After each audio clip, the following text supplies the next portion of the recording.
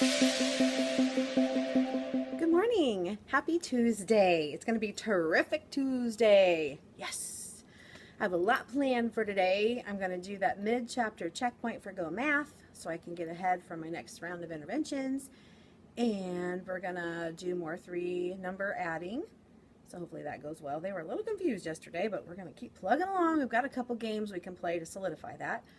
Also, doing sight word testing, reading level testing. What other kind of testing am I not doing? So, a lot of testing to get ready for grade cards. I need to get them done by tomorrow. I did not get any of that stuff looked at when I took it home yesterday. I had a feeling when I was zipping it up in my little pink striped bag that I wasn't going to look at it. I made myself feel better taking it home though, but it just traveled in my bag home and back, so I'll get it done whenever. And let me show you my outfit. I'm not sure it's going to show up because I don't have my camera on the tripod right now because I just didn't have time to set it up because the kids are going to come like literally 5 minutes, so I need to get myself wrapped around that. I just need to open my computer and turn it on, so it's no big deal. I got everything put away already. I had a little chat with a guy that I used to work with in the other school district that I worked, and we were just kind of talking about different situations, and it was fun. It was interesting. So today, kind of a little more casual. I have a long sleeve, just soft, kind of a t-shirt type material from Maurice's. It's a cream color, and then I have this really cute flannel shirt over it, and I've got this necklace here. You can kind of see that I got from my daughter. She was cleaning out her jewelry over the summer. Like, Mom, I never wear this stuff. Do you want it? I'm like, sure. Some of it she sells on Poshmark, but some of it, if I like it, she'll give it to me. I've got these earrings from Maurice's. I've got this ring from Maurice's. I thought that'd be kind of cute. And of course, can't see it, but I know it's there. My pineapple bracelet, and I've got this watch that came from Maurice's. It's just a silver tone watch, and it actually works. This one has a battery that's working. Okay, not that I ever look at necessarily. I'm wearing some gray suede-like boots that are just like what color did I wear yesterday? Brown. Just like the brown ones I wore yesterday, and some dark brown leggings. So let me just back up. The leggings are from Walmart.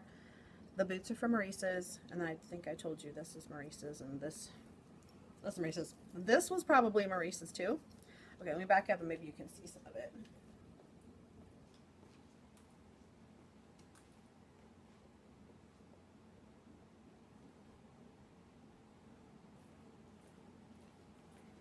So I'll just pick up the camera and maybe you can kind of see a little better. And my boots. Hopefully that showed. Guess we'll see. Now I'm going to take you back to the desk with me so I can start my day.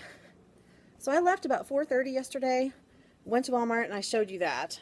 I had success there. That looks good. Okay, let me get my computer out. Just have to unzip it and open it. I am hungry today. My goodness. I had some of that vegetarian chili last night, and my daughter finished it off. She loved it. So I think I'm going to make another version of it tonight because it was super easy. My husband, getting my charging cord. My husband still has some of the ground beef chili left, which I never ate any of because sometimes hamburger kind of upsets my stomach and I just didn't want to mess with it. So I had the other kind. Checking to see if I got my lesson. Let me show you. So there's a website, Think Central. I don't know if I can show you the computer. There it is. You can go on there and they have online resources. Everything that they have is available online. So like the student workbook is online, so I just project that and I teach from that. I mean, I do my lesson obviously, and then we go through and we talk about the workbook pages that we do together so I can show them step by step. It seems kind of like it's not up. There we go. Anyway, so I just keep that up, and sometimes it times out and you have to go back in, but usually it keeps your place, which is really nice. So I just go, kids, are we on this page? And they're like, yeah. I'm like, okay, because I don't always finish all of the pages I want to do in a lesson because sometimes it's a bit much in one sitting. So we'll review it the next day, which I think is working better because then they're getting like 2 different days of the same concept, and it gives them time to muddle through it in their head a little bit, and then it's not like, okay, we talked about this today, now we're going to switch and talk about this tomorrow. So it's more of a continuity for them, I feel. There's more flow. It seems to work that way. We'll see. But I'm going to check my emails real quick. I don't think I have anything major. Tomorrow I have a literacy consultant meeting during my plan time. I think the kids are coming. They're coming. They're coming. Like army ants marching. I better go. I'll check back with you later.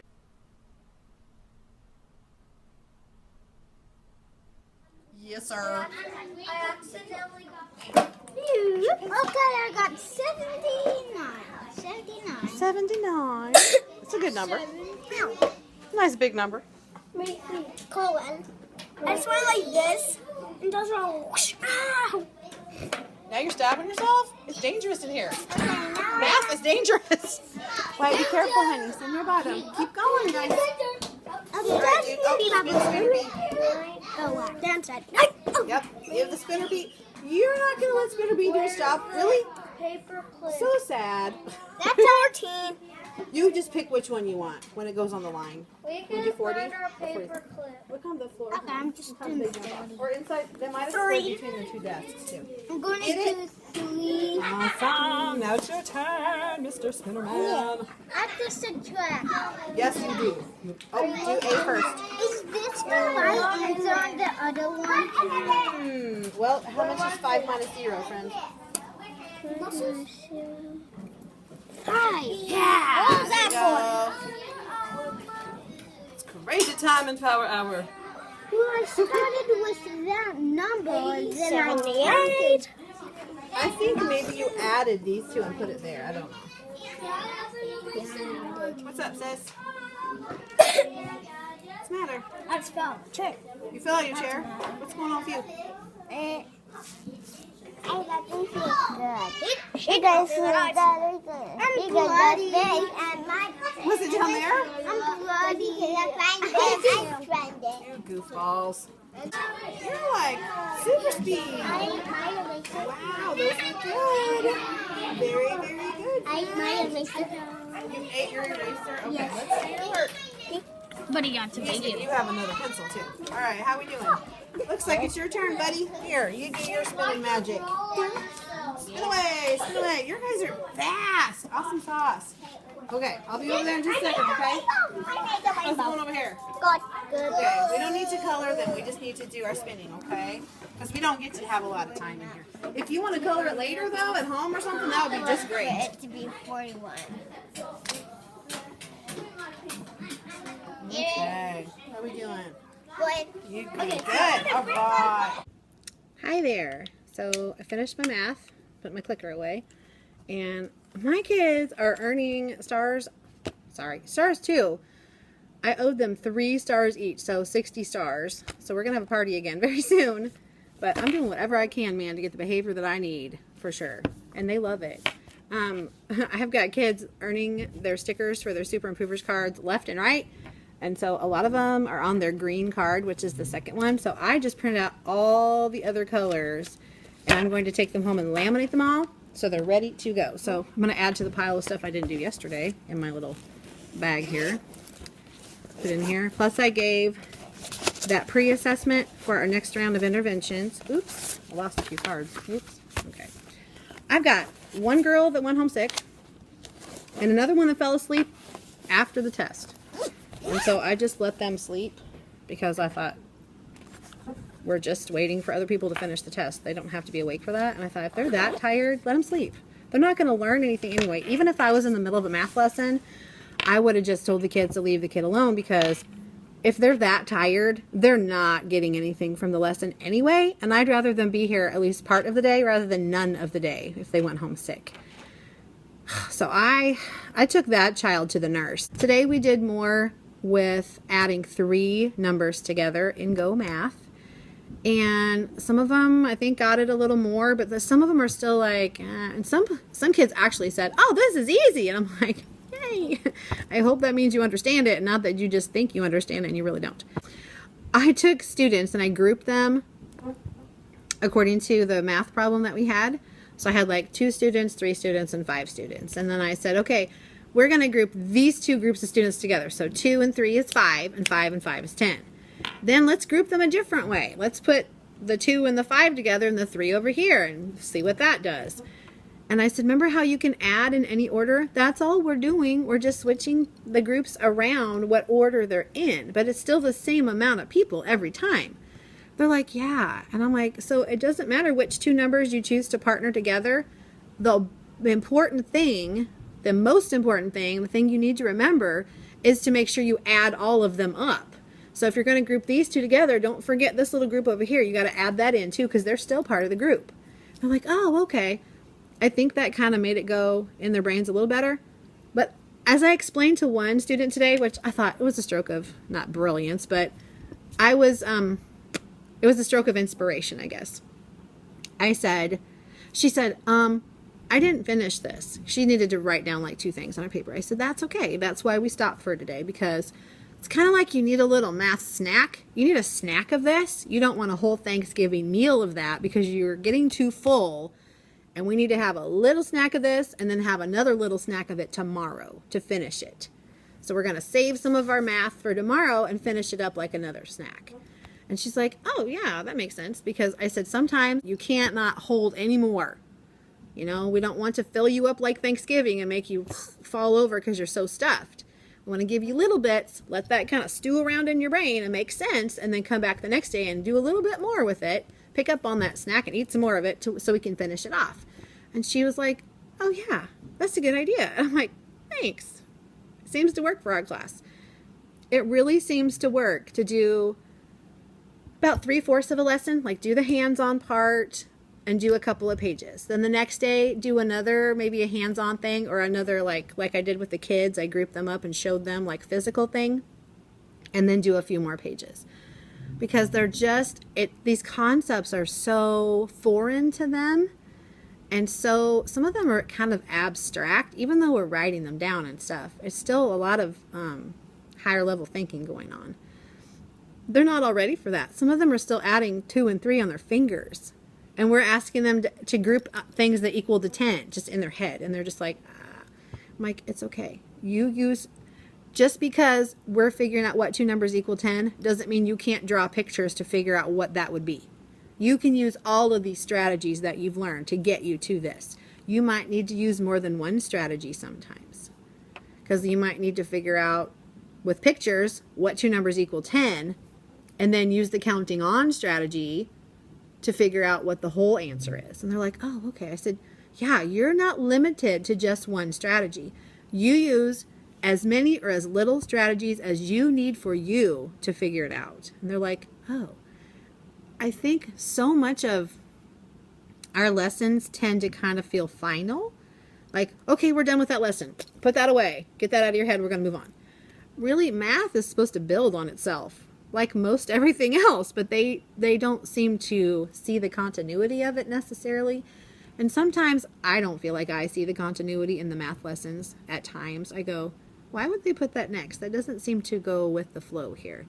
This chapter, though, has kind of made sense to me, to be honest. I feel like it has kind of built on itself through the whole chapter. There are 12 lessons in this chapter. 12! But there have been a couple that have been 2 or 3 days of the same concept, but with a little bit different skill involved to figure it out, maybe. Or another strategy to add on to figure it out, because they know it's difficult. So thankfully, we are not expected to teach adding 3-digit, not hundreds, but 3 single-digit numbers to mastery at this point in the year. But they need a lot of practice in that to get it. And some of them are there. Some of them are just there all the time. They totally get it. Math is their thing. They're an abstract thinker. They're an analytical thinker. I'm not. I had to teach myself how to be that way. I had to teach myself how to have a math brain, because in school I always felt stupid in math. I grew up in the 80s. Math was for boys in my school because I went to a really small school, old school for real, small school, and we did like, I don't know, middle school and high school in the same building. We only had 2 buildings. We had an elementary and we had a middle school and high school, and that was it. Our town was small.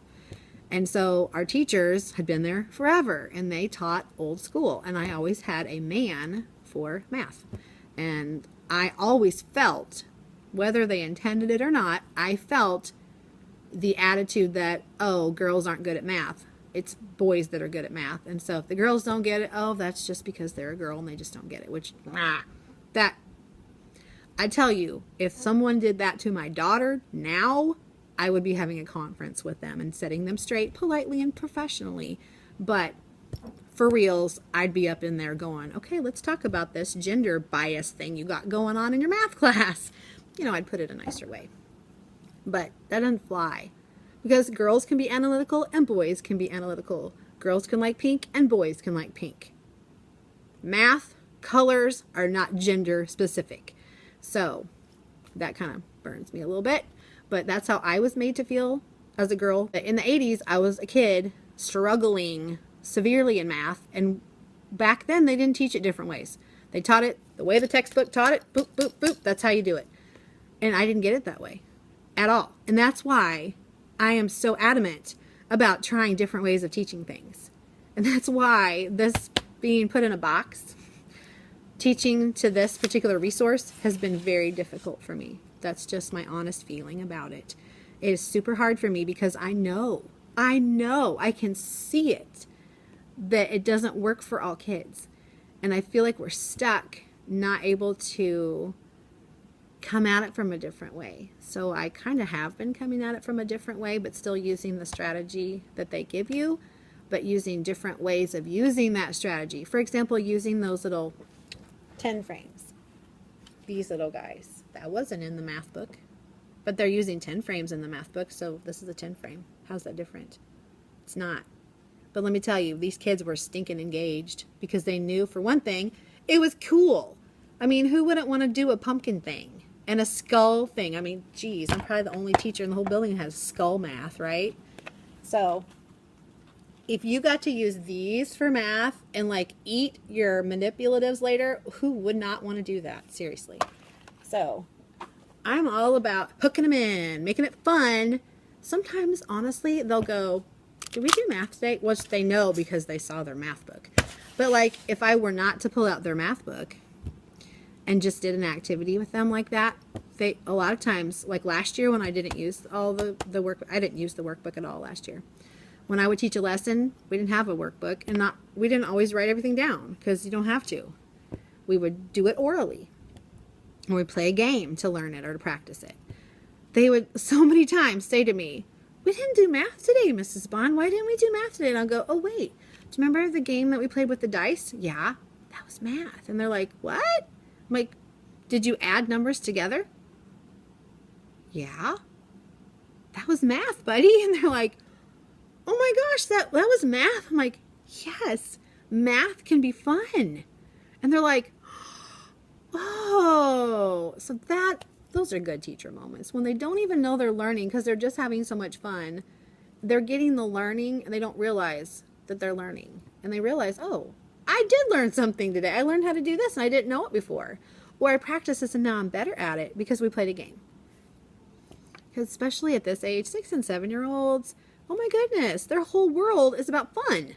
That's what they think about. That's what they want to do, is have fun. And you try to take the things that aren't quite as fun, like tests and things like that, and make them as fun as you can. Tests aren't not fun. But I try to put a spin on it like, you're just going to show me all the stuff you know.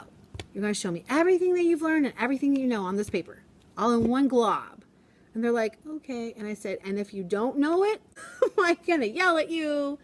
No, I'm not going to do anything bad to you if you don't understand it, because that just means we need to work a little more on it and practice more. That's okay. That's why we're here. That's why you're in first grade. If you already knew everything in first grade, you wouldn't be in first grade anymore. And they're like, yeah. So some of them have this fear that something terrible is going to happen. Their teacher's not going to like them anymore. You're going to be angry with them. You're going to be disappointed in them. I'm not disappointed in them when they don't understand something that I'm teaching. I'm disappointed in general that it's not getting in. And I'm sad that I'm not teaching them that concept, which just makes me work a little harder and get it in there better the next time. So it's all good. I need to get myself together and do some more stuff. I think I'm going to stay in here most of the day whenever I can to get things done, because I'm racking up a stack of papers I need to be grading and putting in my little grade book thing. So I'm going to go do that and chat with you later. All right, my kids are at lunch. I was smart and took my cup upstairs to fill with ice, so I don't have to fool with taking another cup back upstairs. So I'll fill this with some water. I think I will make myself eat something because my stomach is growling and I haven't really eaten anything yet. Okay, I think I might actually have enough water bottles I don't squirt myself in the eyeball. Okay. I might have enough water bottles to actually do like a rocket experiment or something soon. I've got my same old chicken salad stuff and some grapes. So I'm going to get my trusty pretzel things out. I'm going to eat while I work. So I'm so proud of myself. Let me show you what I've done to get ready for the kids to come back. All right, so I've got the spelling words on the board that they're going to look for in this book. That's number 1. There's also the words. Then they're going to finish their morning work if they didn't finish it, which many of them don't have time because we go straight to power hour. They line them up like at 8:10. So they have maybe 10 minutes to work on stuff after going to the bathroom. Then this is an assessment, but I realized it doesn't matter if they copy off someone because the whole point of it is to copy this. So they don't need offices and they don't need to be separated. I don't care if they talk to each other because they're going to be just copying what they see on the lines with the spacing and everything. Copy the sentence below to see if they can write neatly and with proper line placement. You can't cheat on that. It is what it is. Then over here, I have the papers in order. No, I don't. I need to put this first. There. So these friends didn't finish earlier. Here are the books that they can grab. Then they'll come get whatever these 3 people didn't finish their morning work. And then here's their assessment that I'm just going to tell them as a paper just to see if they can. It's just a check. That's what it is anyway. A test is just a check to see if they can write nicely. So do your best first grade handwriting with spacing, proper letter formation, period, and a capital letter. Then I've got my stack of kids that I want to listen to read today. I have 3 kids each time. So I've got my 3 kids. I've got a lower, a medium, and a high kid. I've got the book ready and the running record form ready to go. I've got my readers ready so I can see. And I've got my favorite kind of testing pencil, and Elizabeth Corbett hooked me up with more, so yay. Those are the best kind ever. And I've got my click eraser, which I love to use. Then my listening station is on and ready to go. They know about the new centers in the word baskets, and they knew they can use the magnets, etc., etc. And so life is good. Okay, I'm going to have to come up with something else to do with my intervention kids. Because I'm doing, sorry, I just ate something. I'm doing double-digit subtraction with them. I have been doing double-digit subtraction with them since last week. So I had 4 days last week, and I've got 4 days this week, and I still have 3 more days next week. Let me tell you, there's only so many ways you can practice it before it's just like. So I introduced it the first day, and we did some together. Then the next day, we practiced it again together. Then the next day we did dominoes. Then the next day we did dominoes. And then Monday, I honestly don't remember what I did yesterday. I think we did dominoes again. I don't know. I'm forgetting what I did. We've done dominoes. We've done dice. And today we did spinners. And this was free on Teachers Pay Teachers, I believe. And I just found it from Pinterest. I just put in double-digit subtraction or 2-digit subtraction games, and it came up with this. So it comes with 2 spinners on a page, and they're both different. So this is, I cut them in half, obviously. This is going to be, this was today's game, and tomorrow we'll have the other spinner because it has different numbers, so they can work with different numbers. But what you do is you take a spinner. I call these spinners the paper clips, obviously, and they spin, whoops. I teach them to take their pencil eraser and put it on here to hold it. They spin the number, and they write that number in the top 2 boxes. Then they spin spinner B's. This is spinner A, and this is spinner B. So then they spin spinner B, and they get whatever that number is and put it on the second box. So they're going to subtract B from A and get their answer. So they just do that all the way through the page. Then I had some little math whizzes that were completely done within 10 minutes. And I was like, oh, goodness. So now I need to think of something for you guys to do. Because they're super high kids and they got it. Like crud. So I came up with a game on the fly because that's how I roll. And you'll see how punny that was when you see what I did. Dice on a roll. Yeah. So I called this Dice Wars. And what I had them do was flip over this paper, in which these guys, I let them use marker because I'm all about hooking them, making them like it.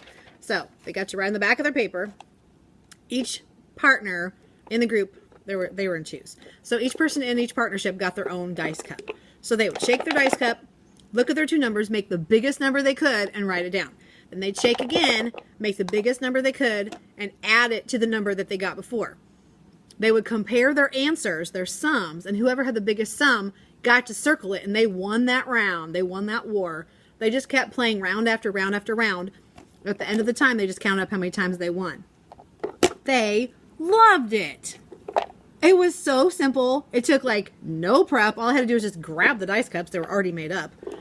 And tell them to flip their paper over because you don't need special worksheets for it or anything. It didn't waste any paper. It made them think because they had to figure out which way to put the numbers to make them the biggest. Then they had to add together. Not everyone in this group had double-digit addition in the last round. Some of them went to a different group. Many of them did come from that enrichment group, but many of them did not. So all of these kids now will have had practice in double-digit addition, which is really awesome. And to be completely honest, I don't know what else to do with double-digit subtraction. We're going to do the spinner game tomorrow. Then the next day we're going to do, there's a flip book, and there's a page of different subtraction problems, and they're going to have to cut and paste them into whether it's an odd answer or an even answer, which is a little bit different way of thinking. But they're going to practice double-digit subtraction again. Then they're going to have to figure out whether their number is odd or even. So I'm going to be teaching odds and evens on Thursday. That'll be another way to practice it. But I still have 3 more days with these guys after this week. What am I going to do? So I'm like, maybe we should just do some addition, some double-digit addition games. Because I think I have a spinner game for that too. And they would totally love it. And also, it's real easy to make double-digit addition with the dice. And sometimes you have to regroup though. So maybe we'll just have to be real careful. But they did really well today. I just kind of went around, and if they had a regrouping situation, I just walked them through it. So, I don't know. I'll just come up with some double-digit addition without regrouping, I guess. I don't know, because not everybody's done it, and I'll just make games for Monday, Tuesday, Wednesday, I suppose. I don't know. But the Dice Wars thing, that kind of gave them an introduction into greater than less than, which is coming up in our math. So, yay, a bonus. They got another ahead of time thing. I have about 8 minutes before, well, honestly, probably 6 minutes before I should start walking because I'll be late otherwise.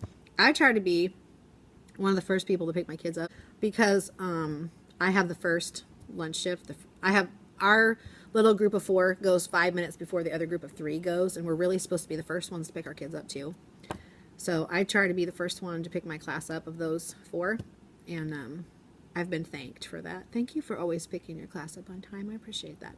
Because otherwise they send your kids to the hallway and they're unsupervised. Can you imagine? Even one class of unsupervised 7-year-olds, 20 of them, left to their own devices for just even 10 seconds is not a good thing.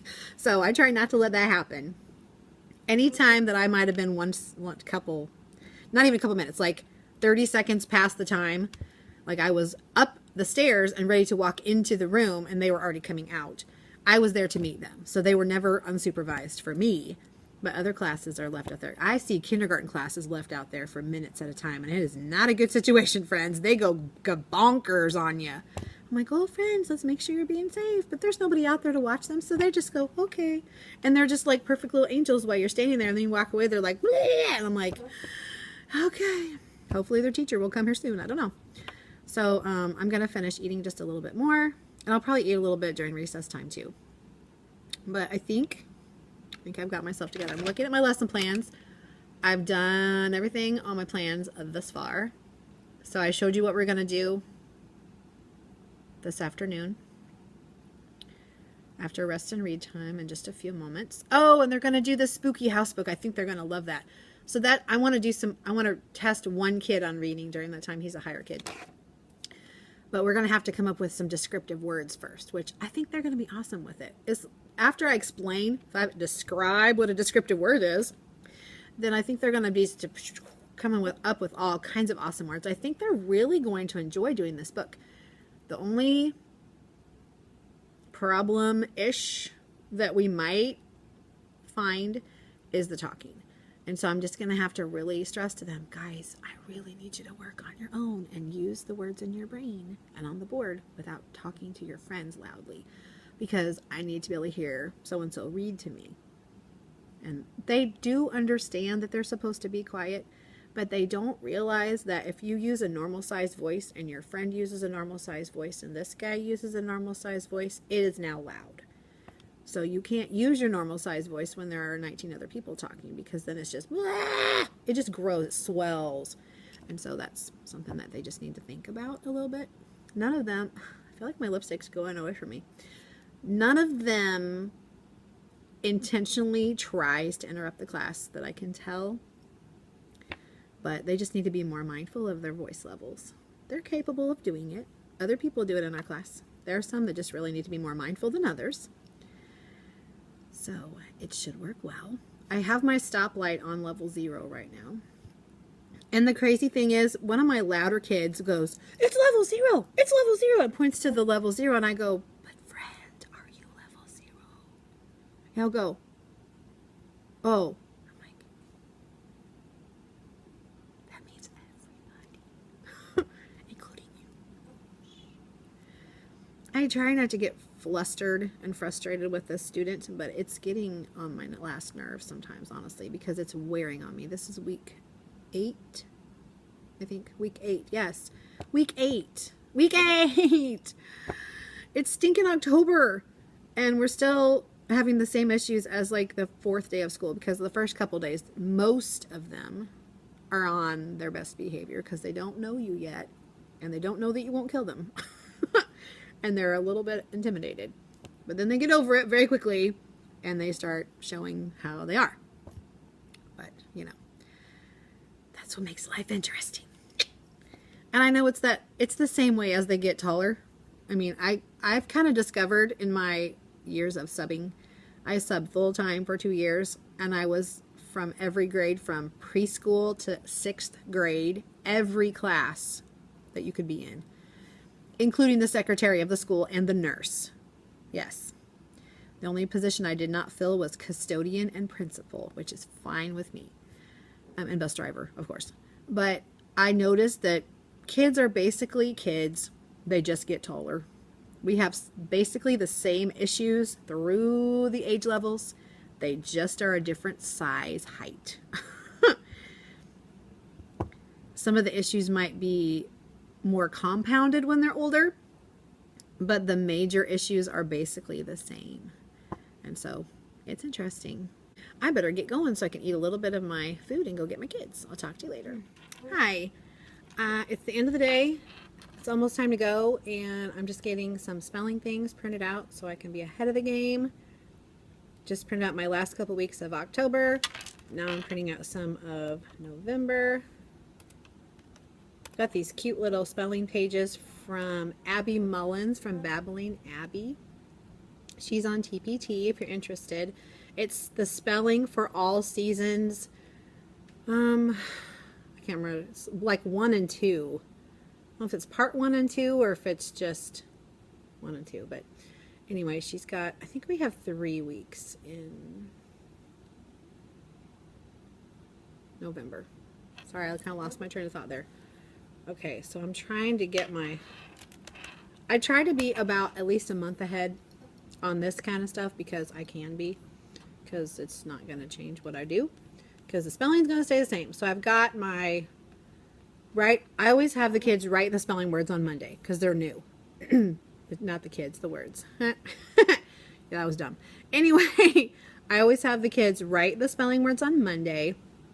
Look for them in a sight word spelling book on Tuesday. And I told you I was going to switch Wednesday and Thursday because I always play a game with them during reading groups on Thursday and then they lose their partner. So we were doing the read, trace, build, and write on Wednesdays, and on Thursdays the spinning game, but we're going to switch those. So the read, trace, build, and write is mine. It's in my TpT store if you're interested. It goes along with our spelling, but it's the Dolch words. It's just the typical Dolch word list. And I have them marked we start on week 2, so it's marked 2, 3, 4, 5, 6, whatever week we're on. It has that little number on it for us. Helps me keep track. But it's tiny, so it's not going to bother your kids if they see that number. You just be like, what's that? Oh, it's just a number to keep track of the pages. So that's what I do every week. And so really I probably just need to look for the spelling word books and print them out. Because I think I used my last one this week. I should probably get next week's ready. And I do have time. This is how I keep my spelling. This is from that Cherry Carl from carlscorner.us.com. I made this binder, first grade spelling homework, which I don't do the homework pages now, but if a kid needs extra practice, I would do that. But we get practice at school every day, so let's see where we're at. Oh, probably where the sticky note tab is where I left off last time. Yeah, because I try to copy about, like I said, 4 weeks ahead. Next week is We Am Then Little Down. Let me go see. Oh, yeah. So I'm going to do We Are the Worms for that week. And then the book for the next one for the words do, can, could, when, and did. We have What Do You Do?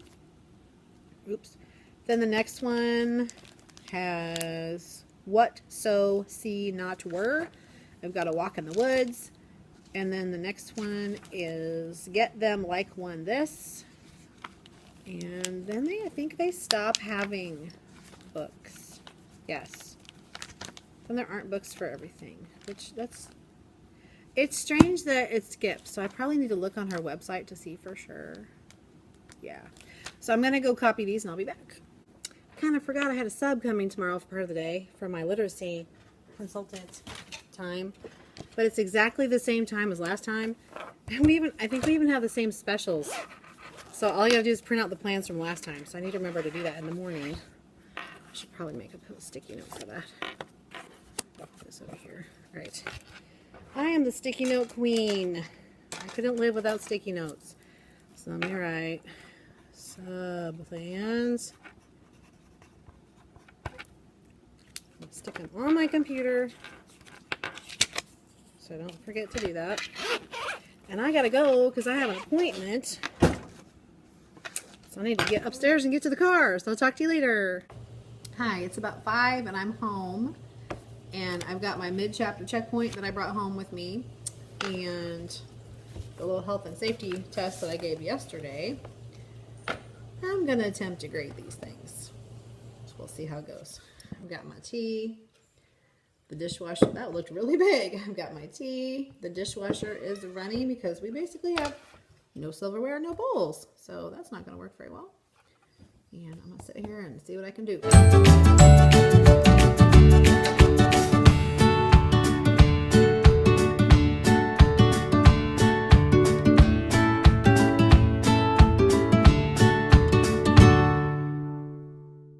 I just checked the test for the chapter 4 mid-chapter checkpoint, which we haven't taught yet, by the way. But it was decided that we would use the Show What You Know, which is the first page of that chapter, and the mid-chapter checkpoint as a pre-assessment to determine our next set of intervention groups. How you intervene on something you haven't taught yet, I don't quite get, but whatever. They are, as expected, what they haven't been taught they didn't know how to do. Big surprise. So what they should have known how to do, they were able to do. So that was encouraging. That made me feel really good. So the first 8 on here are subtraction problems. And it's like 7 minus 1, and then something equals 7 minus 2. And I just told them, remember, the answer can come before the subtraction or it can come after the subtraction. It's okay. Either way, it's fine. It'll be on one side of the equal sign. The problem will be on one side, the answer will be on the other, and you can switch them around. I don't know why they do that except to get them ready for algebra, but they don't do algebra till like, what, 4th grade probably, at least. So I don't really know. I didn't do algebra till like 6th grade, but I think they do it earlier now. You 4th grade teachers could tell me if you do algebra in 4th grade. You probably do. I don't know. And then there were some that there was a 12 minus 3, and there was a something equals 11 minus 3. But these are like use count back 1, 2, or 3 to subtract. Well, we just learned counting up 1, 2, or 3 to add. So it's just the reverse of that. So they totally understood that. My cat is on top of the cabinets, trying to get into his little basket that he used to lay in when he was a baby. Sad. He's way too big a boy to do that now. I think he's disappointed because only his head will fit now. Poor little guy. Okay, then there's we teach, in chapter 4, they teach a strategy of using addition to check your subtraction. You know, using addition to check your work. Yeah, I don't know what that's called on here. It doesn't say. Anyway, it's where you use addition to check your subtraction and make sure it's right. Well, they haven't learned how to do that yet because we haven't taught it. So, of course, most of them did not get that at all. They totally bombed it. Expected. Then the last one was to write a subtraction sentence you can solve by using 3 plus 9 equals 12. Well, that's fact families. That's in chapter 4. We haven't taught that yet. Now, there were some kids that went to an intervention group like the time before that learned fact families. And so my girl that was in that group totally got that. And a couple of other kids that are just higher math kids totally got it. I think I sort of cheated a little bit. Not really. Not really, because this should not be used as a pre-assessment. This is supposed to be after you've taught the first 3 lessons of this chapter. So whatever. Because there are only 6 lessons in the whole chapter 4. But I said, you're going to use those same 3 numbers in a different order to make a subtraction sentence that works. And so I had kids going 9 minus 3 equals 12. And I go by their paper and I go, does that work? And they'd be like, I don't know. And I'm just like, okay. I didn't really say anything after that because I honestly probably shouldn't have said that much. But I feel like this is not, I don't feel like it's kind of like using an end of chapter test before you've taught the chapter to see if you need to intervene because kids don't already know this stuff, which doesn't even make sense to me, but I don't know. Like, I'm just going with the flow. I'm letting it go. I'm just going to do it. I did it. And I've got the show what you knows checked. So I've already grouped my kids by the show what you knows. Because if they couldn't do that stuff, they do need help. Because that was basic subtraction that we've already done. That one made sense to me. We've already learned that stuff. It should be called show what you remember from the previous chapters. Because that's what that was. It was review. This chapter, mid-chapter checkpoint thing, this is new stuff. I can see using this as a pre-assessment to see if we even need to spend any time on all of the lessons or if we can skip some lessons. What I'm noticing is they know how to subtract. For the most part, the majority of them know how to subtract. And they even get the whole putting the answer before the equation, like 12 equals 9 plus 3 or 12 equals whatever it was. 12 equals 9. 9 equals 12 minus 3. Yeah, I can math. Anyway, so maybe I can use this double duty as a pre-assessment to see if I even need to waste very much time on each lesson in chapter 4. I don't know. I think I mentioned yesterday that I did talk to 4 of the other 6 first grade teachers to ask their opinion on what they thought. And I had suggested that for the next round of interventions, not the one coming up, not the one we're using this silliness for, but for the round 4, because we're in 2 right now. We're going to go to 3 using chapter 4 data. Then we'll go to round 4, and I suggested we go back to chapter 3, which is addition strategies, because we didn't do any interventions on that. We did a little bit of stuff with doubles, but they needed extra time on that anyway. Oh, I wish you could see Onyx. I don't know if I can show her to you real quick. Oh, she stopped doing it. She was so cute. She does, whoops. Okay. So Onyx does this really cute thing where she does this. She'll stand up on her hind legs and do this and paw at stuff in the air. And I don't know if she's pawing at dust particles or God or cat angels. I don't know. But it's super cute. It's really cute when she does that. Okay, anyway, so this was no surprise. They know what they know and they don't know what they don't know because they haven't been taught it yet. So now I can group my kids into the Google Doc. Here comes Pikachu. You might see a little cat shadow come by. So I can get rid of that thing. And my next deal is to look at these health and safety assessments. So I'll check back at the end a little bit. Alright, I just checked the health and safety assessment and every single student passed. Woo! We had a couple of silly answers, but they didn't miss enough to bomb the test. So that's done. Yay. Next is my first, next, then last story. Flip books. This might be tricky. So I gotta put my pen away here. I have to fold it. Oops, I think there are 2 here. No, that's one book. Okay, so you're supposed to be able to. It's my husband. Okay, so remember the how-to flip-up books I told you about, and I showed you the big stack of papers? I even clipped them together and put them in this and brought them home and then didn't touch them. I'm working on them right now. I've got 3 done. 3 out of 22, because I always have a few extras. I like to have one example for me and then a boo-boo. So they are pretty simple. So it gives directions. I had to look at the directions again because I thought maybe I'd gotten these out of order. Okay, so it has 3 pages, and then when you fold it, then you have 6, of course. So it's got a title, and then it says how-to book, and then it says first. And these are double-sided. So what you do on this particular one, what you do is you line up the pages like so. See how they're lined up. Now, my printer did weird stuff. But then you just, okay, you see how it's lined up like that? That's the inside. Here's this part I just showed you. You take it and you fold it over. So then it's like this. I'm going to have to trim a little bit, I think, because I think the margins were off just a little bit, but do it like, oh, that didn't turn out so great. Okay, let me turn it down a little. All right, so it's a little goofy at the top there. It kind of took off some of the stuff because it really should have flipped down that far, but you can kind of fiddle with it. But you see how this right here, I need to like cut it off, and then it won't cover up then, and this needs to be cut off and it wouldn't cover up last. So the spacing just from printing is just a little goofy. Now this one turned out better. See, it didn't cut off the part. It did cut off the margin or whatever, the little box, but it's not bad.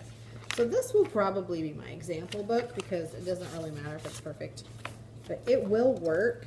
Ooh, ouch. And then you just staple it at the top 2 different times. And then the little Frankenstein faces, this is what that clips to. The Frankenstein face will go here, and you'll stick this to it. I usually I think I do staple it actually. So, yeah. So I'm going to work on these. My husband is on his way home. He has to drop off his mama's car because he took it to work on. And he's going to grab some milk and cereal for himself in the morning and be on his way home. So I'm just going to work on these little aggravations and I'll show you the finished product whenever that happens. I am a perfectionist though, so these are driving me bananas because they're off a little. Yeah, so yeah, I don't really want to. Now see, the title on this one turned out pretty good, but then this part's goofadoodle, so I don't know. I might trim them, I might not. Depends on how energetic I'm feeling after I've stapled 40 times. Okay, so this is why I was thinking about getting an electric stapler. I just messed up my finger. Ow. I caught it on something. Anyway, I'm going to keep working. I've done a grand total of 4 now, so I've got, what, 18 left? Not horrid, but they take, I don't know, 30 seconds maybe to make, so it's going to take me about 10 minutes, I guess, to do these, I suppose. Right. It's not going too badly. I don't have a groove going yet, but because I have to keep shuffling the edges here, because like I said, I'm a perfectionist. I want them to look decent. That one turned out better. See, look at that. That's better. Anyway, I'm going to keep on folding out a stapling. Get this done. I'm not even sure exactly what we're going to put in these yet. I thought this would be cute for conferences though, since they're next week. They could do something really cute, Halloweenish, like how to go trick-or-treating maybe, and it wouldn't even have to be their assessment. It could just be for fun, or how to dress up as how to catch a monster or something. I don't know, something Halloweenish, because it's gonna have a Frankenstein face on it, for Pete's sake. It's gotta be something Halloween. We did finish our how to carve a pumpkin today because they just copied what I said, but I got their input, so that was good. Oh, that the spooky house book, I started that today with them. They loved it. they were coming up, I had to kind of temper what they were coming up with for descriptive words. We wanted to go into the darker realms of the mind. And I said, let's keep this a little less creepy, shall we? I mean, the parents might read these and they might get a little worried. So let's not like put in blood and guts and the, you know, Michael Myers and all these things you shouldn't know anything about right now because that's not cool. One of the kids started talking about Jeff the Killer. Now I know who that is from my daughter because that's on, I don't remember what channel or whatever it's on. I don't know if it's on Netflix or if it's on something on the internet. It might be on YouTube. But it's this like anime guy and he like turns into this killer. Like, it's not a good thing. I said, oh, honey, you shouldn't be watching that. That's not a kid's show. That's a grown-up show. Oh, I don't watch it. I just know all about it. And I'm like, that doesn't make me feel better. Oh, yeah, I've heard everything. I've heard, oh, yeah, I've watched all the Jason movies and all the Freddy movies and all the blah, blah, blah. And I just go, oh, well, honey, those are really made for grown-ups. Those aren't the best movies for first graders. And they just go, oh, my mom, I even had a kid one year say, my dad makes me watch these. And I'm like, okay, let's discuss this further in private. Your dad makes you watch them? I don't know about that. No, it was more like dad wanted to watch that and didn't want to wait till kid was out of the room. Because people have different parenting ideas than I do, so you kind of have to be. So the cats just knocked something down. I don't know what it was. Probably something important for me. I don't know what that was. They knocked it down though. Anyway, that's what that noise was. Anyway, I've said anyway lots of times.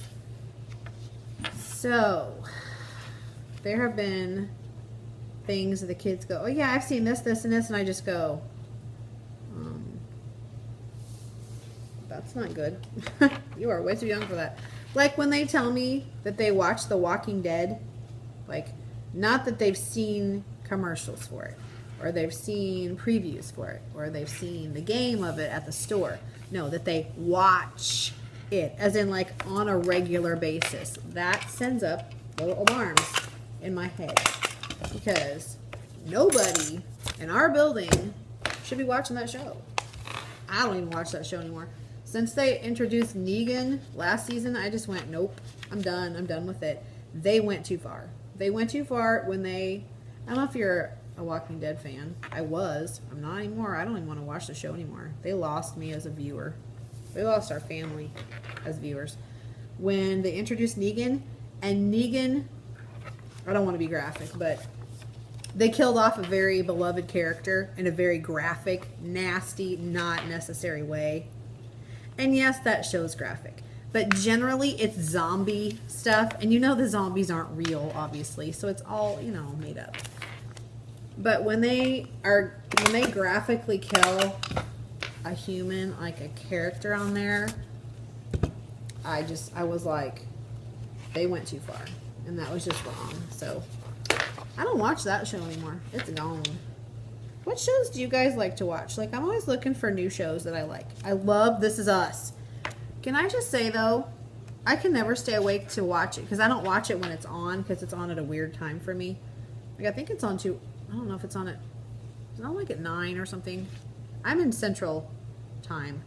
So, I think it's on like at 8 it's on at 9 for me. And 9 is like the witching hour for me. Like, I can't stay up any longer. So, I tend to lose consciousness, focus. I tend to inspect the inside of my eyeballs at that time of day or evening. And so I'm kind of gone by then because this girl wakes up anywhere between, there's Pikachu. Wake up, buddy. Anyway, I wake up super early. I get up on purpose at 5:30, but there are many times where I am up much earlier than that. Like today. I woke up at like 4 and I didn't have to get up till 6. I was so excited that I could set my alarm for 6. And I didn't get to sleep to my alarm. That would have been sleeping in for me. Sleeping until 6 o'clock is like, that's such a luxury. When you normally get up between like 5:15 and 5:30 every day. I thought, can I push it to 6:30? I better not. But didn't happen. Woke up around 4. So I just watch YouTube, people, whenever I do that. I checked out, what did I watch? Oh, I saw that there was a new upload from Latanya from Smarty Style. So shout out to Latanya from Smarty Style. She had a new vlog up. I was super excited to see that. And Genuine Teaching had another video out. And Apples and Tiaras had like a maternity lookbook or something. And also, I haven't watched her baby shower one yet. I haven't had time. And she also had a nursery one that was cute. So that was cool. For little Cash that's coming soon to a channel near you. Yeah, she's going to be a mama very soon. Well, she already is a mama. But she's going to have an outside of her mama body baby soon. So coming up, she's like, what, 36 weeks now? So it's coming quickly, very quickly. But, yeah, who else did I watch? Elizabeth Corbett had a new vlog out. That was cool. I also watch non-teachers. I watch Sarah at Home, which she's in California. She's got the most precious children in the universe. So Sarah, Liam and Isla are just so cute. So cute. You're a good mama. And Curtis is a good daddy. So you're doing things right, sister. You just keep up the good work. You're raising some good people. Yep. They're polite. They're kind. They're funny. They're sweet. They're real. You know, they have kid things that go on, just like we have adult things that go on. No, not every day is perfect, and not every behavior is perfect. But they're the sweetest little things. I love watching them. Brings back memories of when I stayed home with my daughter. So I didn't work until she went to kindergarten. So I stayed home. I quit my job when I was 8 months pregnant. So that was December, because I thought, you know, Christmas time, I'm going to get ready for the baby. It'll be a good time to stop. So I was a daycare teacher, preschool. I taught the 3- and 4-year-olds. So I was teaching them how to cut and all that kind of stuff at that age and make projects and things. That was fun. And I stayed home with her, but just watching your little kiddos just gives me joy. So appreciate that. If you don't watch her, you might enjoy. She has What's for Dinner. She shows how she makes some of her food. She shows her Bible study things. Shows her kiddos. They're super cute. Her husband's funny too. He is the grilling king. So Curtis, you're awesome at grilling. Sarah, you can pass that on to him. I've seen the things that he grills, and he's a master. And let's see. I watch her sister, Cha-Cha Cakes. She's Teresa, and she's in Wisconsin. Yes. And she's a 1st grade teacher, which is how I found her in the first place. But she does nails, too, so I got interested in her because of that. And the whole 1st grade teacher thing, because we got this little sisterhood thing going on. Not that you have to be a 1st grade teacher for me to like you. Not at all. But I thought that was super cool. And she does nails. And she has nail tutorials on her channel. Cha-Cha Cakes. It's C-H-A-C-H-A Cakes. And the way she got her name is super cute. So you'll have to watch her channel to figure that out, because I won't spoil the fun. Anyway, so some non-teachers I watch. I also like to watch The Family Fudge with Jennifer. She's in California. And I also like to watch She's in Her Apron. She's hilarious. She has precious children. Both of these, the Jennifer from Family Fudge and She's in Her Apron, Kimmy, have precious kids, real kids, but raising good kids. They are good mamas. Good mamas with good daddies. So there's hope for this next generation coming up, because we've got some parents that are doing it right. They're raising them up with God. They're raising them up with manners and values. And that's what we need. So that's awesome. Oh, I'm so tired. Okay. Ooh, my stack's getting smaller on this side and getting bigger on that side. Yay. And you're just listening to my babbling. So, love ya. Okay. So anyway, I was talking about shows that I watch like on regular TV. We like Blue Bloods. We watch that together.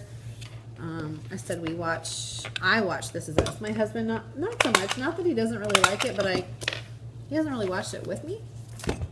Because I tend to catch the on-demand like kind of like the replay of it after it's already aired. So I haven't watched. I started watching the first episode 3 different times and fell asleep and gave up. Went. So trying to watch This Is Us. This is me falling asleep. So I never get anywhere with it. I did watch all of last season.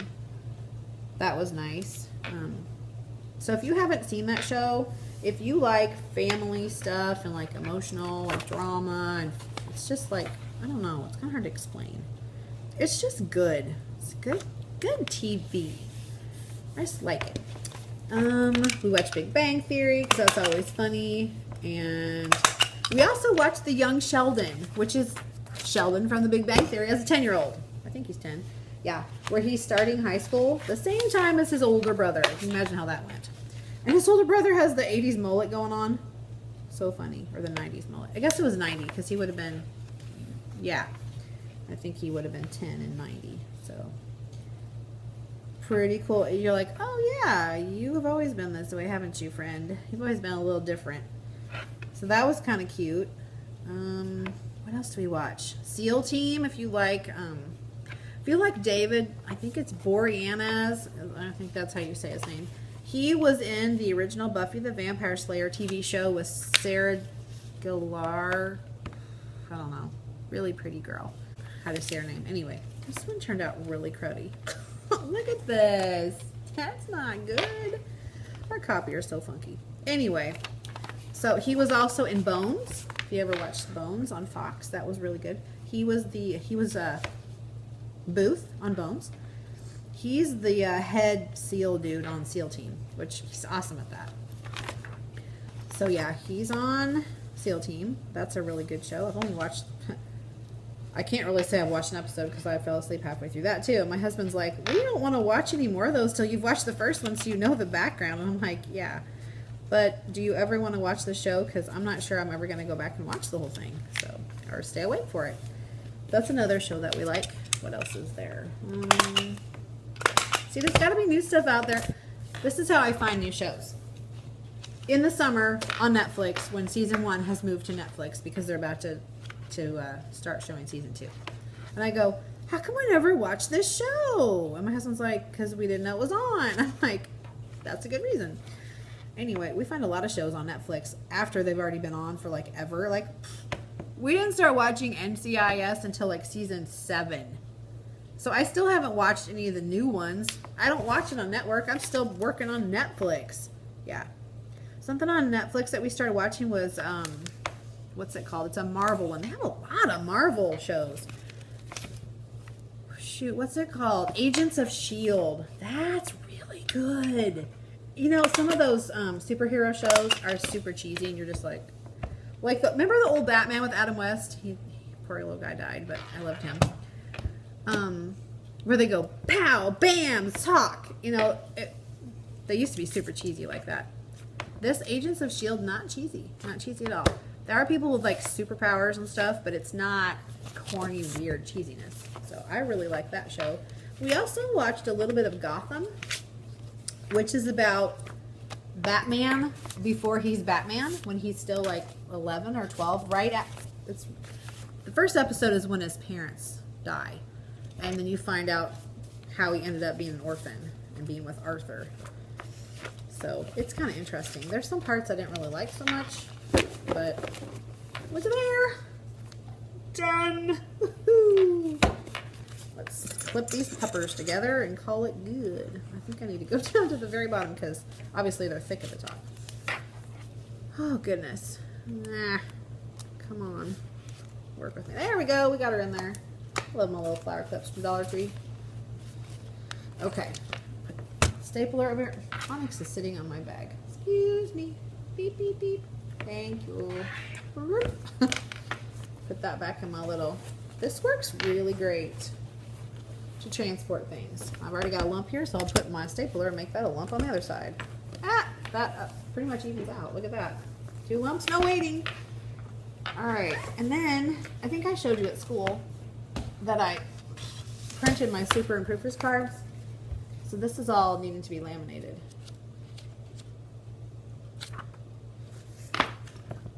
I'm not sure I want to mess with it right now. And I could run it, I could just give it to the library aide at school and have her do it, but honestly, school lamination is bad. Bad, bad, bad. And when this is just on paper. I printed these on the school printer, and so it's just regular paper, not cardstock. And when I run it through my laminator, which is one of those just Scotch brand, it was like 20 bucks with the nice lamination pouches. They are good quality. And really, I wouldn't have to laminate them because the kids can put the stickers on and keep them. But I don't know, I'd like them to hold up because I do put them on the wall. They are going to stay there for a while. They're going to take them home. I don't know. I'm okay spending a few bucks to laminate their little cards. I printed 4 sheets of each color. I have 20 kids, but it makes 24 because you never know. I'm not getting, I'll say it out loud. You know what I mean? Class size can change. I'll just put it that way. I don't want to jinx myself. I like what's going on right now, so I don't want to say too much. You think I was superstitious. I'm not really, but it seems like I say things and then something happens, you're like, wow, why did I say that out loud? Like when I was talking about my Go Math lesson and how, oh, this should be easy, and then boy, was it not. Shot myself in the foot on that one, didn't I? Yep, I did. All right. I think I showed you my planner in my what's in my teacher bag video, but just in case. This is an Erin Condren bag that I got 3 years ago, I think. Some parts of it aren't looking the greatest, but it works great. You can also put your iPad in it. Works great for that. But I just keep my happy planner in it. My happy planner. I got my cute little thingy where you can put a pen in it. I never do, but it just holds my place so I can get to where I'm going. You know, it works really great if you actually look at it. Thankfully, I looked at it because I have a hair appointment on Friday. So I literally have something every day this week because I realized I was looking at the staff bulletin. I have a meeting on Thursday. So yesterday I had to go to Walmart after school and get junk. Today I had a doctor's appointment. Tomorrow Caitlin has a gamers club, so I have to sit around and wait for her. Then Thursday I have an attendance committee meeting. And silly me, see, this is one of those times where I don't think I'm superstitious, but maybe I should be. Because I remember saying on Monday, hey Caitlin, I don't think I have anything to do after school this week. I think I can just come home every day. Boy, did that not happen. So I literally have something after school every single day. Now, it's not all school stuff, no. Like me having to run to Walmart, that's life, right? The doctor's appointment, that's life. Her having gamers club, that's just, you know, on Wednesdays. The attendance committee meeting, yeah, that's school. And the haircut, that's life. But it just seems like it all happens at once, always.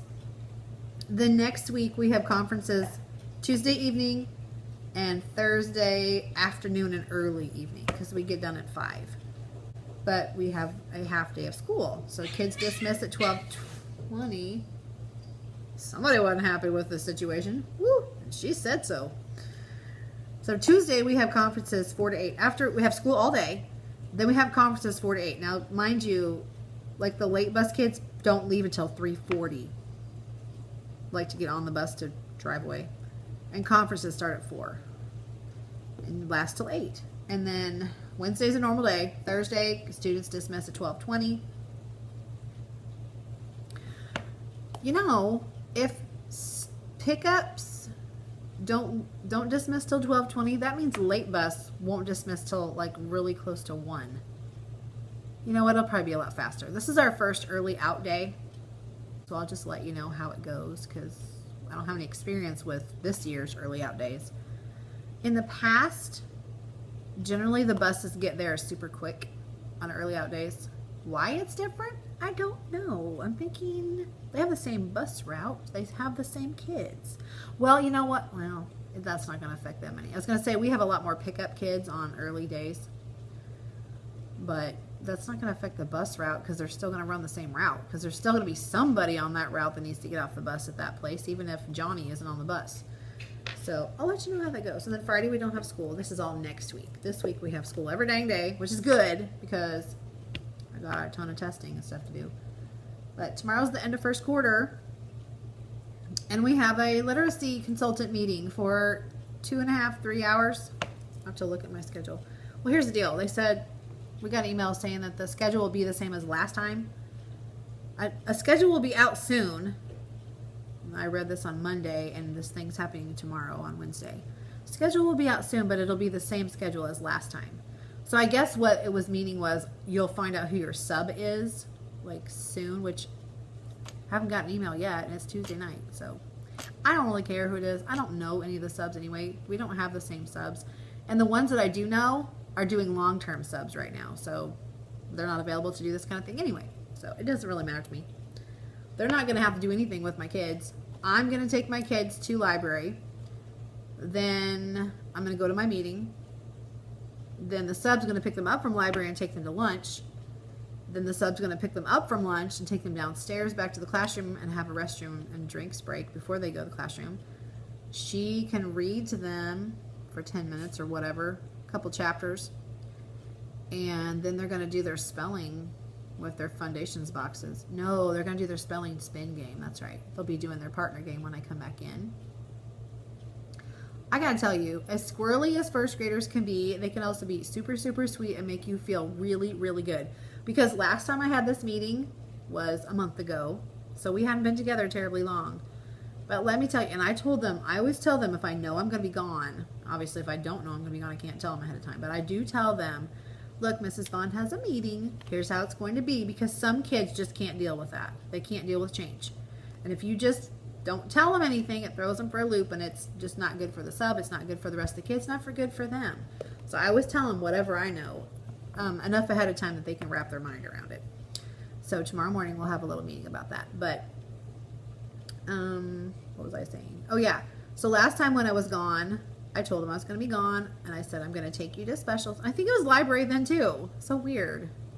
Anyway, I took them to specials. I said I'm going to take you to specials, and then a guest teacher, a sub, will pick you up and take you to lunch, and then they will pick you up from lunch and take you to the restroom and have a restroom and drinks break, and then they will take you to the classroom and they'll do rest and read with you, and then you're going to do your spelling activity, and then I'll be back. And they're like, oh.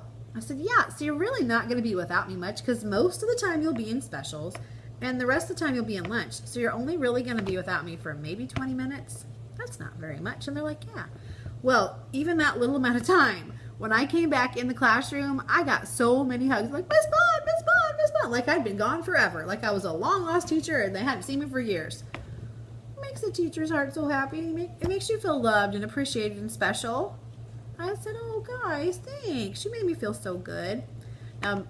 Mind you, they mob you when you come in and you're carrying your bag and all this crud in the classroom, just like you would when you came in the morning. And you're just like, hang on a second, let me put stuff down. And you don't want to be like, get away from me, get away from me, get off me. Because they are genuinely happy to see you, which is so sweet. And I get that every morning. Every single morning, they are genuinely happy to see me. Some of you teachers out there, I know you don't get that because you have kids that don't want to be there. And I totally understand that. And that's so sad. But at this age, that's one of the big benefits of teaching elementary school, lower elementary school. They haven't learned to hate school. And I really try my best to not let them ever dislike school while they're in first grade, because my goodness, that's a long row to hoe if you do not like school in first grade.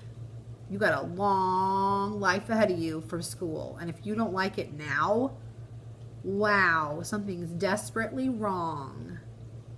So many ways are wrong. If you don't like school and you're 6, something's happening. I will tell you, I've been a first grade teacher for 10 years, and I have seen so many changes just in the last 10 years with teaching. Like, I used to feel like I had time to do projects with them. We used to do a handprint book.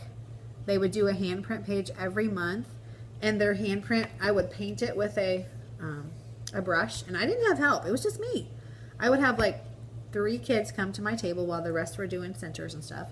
I would paint their little hands different colors, and their hands would make different creatures or objects or whatever for each month. So like the beginning of school, they'd make a sunshine. So I'd paint their hand yellow. It would be from here onto their fingertips, and they would go like this, and then I'd paint it again, and they'd go like this. So it looked like the rays of the sun. Then the next month they do an apple, and they would do this part of their hand in red, and it would do that, and they'd do their thumb with brown, and that would be the stem. We did one of those every month, and it had a little poem that went with it, and I put it in their memory book, and behind each month's page I would put their writing and special projects that we did and bind it at the end of the year. I haven't done that in 4 years because I don't have time. It makes me super sad because that is a wonderful keepsake for families. It really is. I don't have time. I honestly don't have time to get in the academics that I'm supposed to be doing every single day. But I don't know what to do about it because I'm not doing fluff. I do no fluff at all. This is the no fluff zone. That's why I really try to make the academics super fun because they're not getting the fun that we used to have just because. It makes me really sad. Like, they can't be a kid ever. I mean, I know they have a lot to learn. I understand that. But are we pushing them too hard? Are we? Because why do you suppose we're having all these behavior issues in the classrooms? Because kids don't like what we're doing sometimes. Sometimes they're just a turkey. I mean, you're going to have kids that are just turkeys and they have behavior problems. And it doesn't matter what you're doing with them, they're not going to like it. They're going to have a problem in PE. They're going to have a problem in library. They're going to have a problem at recess. They're going to have a problem at lunch. Everywhere they go, they have a problem because they have problems. But your general average Joe Schmo first grader, when you're having a lot of those kids in your class are having problems, you got to start to wonder why. Is it because of what we're doing to them? Are we pushing them too hard? Are they frustrated? Do they want to give up? Do they not care? Because I feel like a 6-year-old should be happy to be at school. Should love school. So I do my best to make that happen. Okay, getting off my soapbox now because I'm sure you all have your own thoughts about that. I'm gonna close my planner because I know what's happening this week. I don't need to put it in my head anymore. I am so happy to report that I got this whole bag of stuff done. And it's only 6:15 and my husband hasn't come home yet. I think he might be home now. I think I might have heard the garage door. So that means I can figure out what I'm going to have for supper. He's going to have leftover chili. I don't think I want the chili. I think I might honestly make macaroni and cheese and a peanut butter sandwich. That sounds kind of good. Or just a PB&J. Or I also thought about, Onyx is now up on the cabinets. Pretending like I don't see her because it will drive me bananas. And I'll just get her down when I'm done talking. But I wouldn't mind having breakfast for supper. Like scrambled eggs sound kind of good too. But honestly, all of that requires me doing something about making food. So I don't know. Here comes Mittens. He's probably going to get in there. Hi, baby. Extreme close-up of the fur kid. You got the not so pleasant side of her too. Not the cute side. Yeah. So they're hungry. And I need to remind my daughter that she's about 15 minutes late feeding them and they're about to eat me. So I'm going to go for tonight. I hope you've had a wonderful first 2 days of this week at school. Today was terrific Tuesday. I have no major complaints. I'm so happy. I think part of it's my attitude. Honestly, part of it's my attitude. I gotta admit. Last week I was a little flustered and a little frustrated and feeling a little about stuff. And even though I'm trying to get all my testing done and that's frustrating and all that entails, and I know I have all this stuff to do, I'm trying not to let it get to me because I've realized after 10 years, it all gets done somehow, which, you know, sometimes you bring it home. See, doing this, honestly, bringing this home and getting 3 major things done makes me feel good. Yeah, I'm like, hey, now I don't have to try to work that in at school, especially since I don't have any plan time tomorrow. I have no plan time and no lunch, so that's... Onyx is trying to steal the magnets off the refrigerator. Seriously. My husband is now home. I heard the garage door, so I'm going to quit babbling because I'm probably not making any sense anymore anyway. And I'm going to say goodnight, and I will see you tomorrow. Have a great evening. I hope you've had a wonderful first 2 days of school, like I said. And I hope the rest of your week is faboo. And I'll catch you tomorrow. Love and hugs, friends.